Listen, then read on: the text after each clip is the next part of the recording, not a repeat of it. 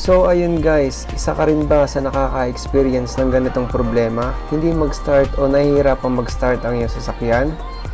So nahihirapan ka na bang i-troubleshoot sa isip mo kung ano yung mga posibleng problema na na-encounter mo sa iyong sasakyan?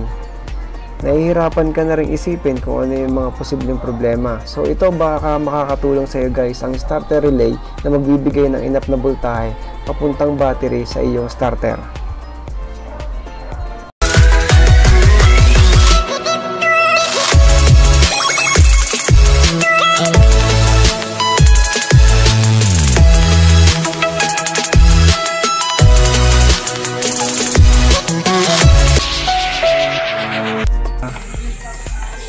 Voltmeter para matest kasi ito yung magiging source ng ating ng ating wiringan tong sa ignition coil, gawa nasa ilalim, kaya dapat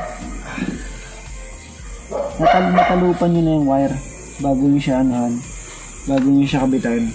Ito yun, and then tinalupan ko na siya para madali kong kabitan mamaya ng wire.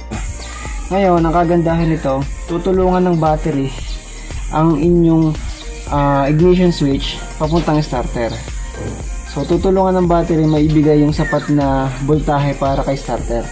So, kaya hindi magiging hirap yung inyong ignition switch during starting ninyo ng makina kahit kayo dumaan sa mahabang takbo. So, diyan papakita ko rin sa inyo kung paano siya tumatakbo na patay yung kanya ignition switch, na ipinapakita doon na binubuhay niya lang talaga yung starter gamit itong battery natin.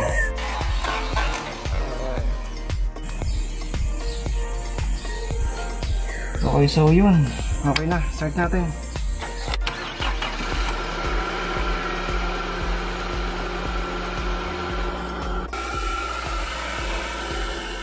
So ito yung sa positive negative.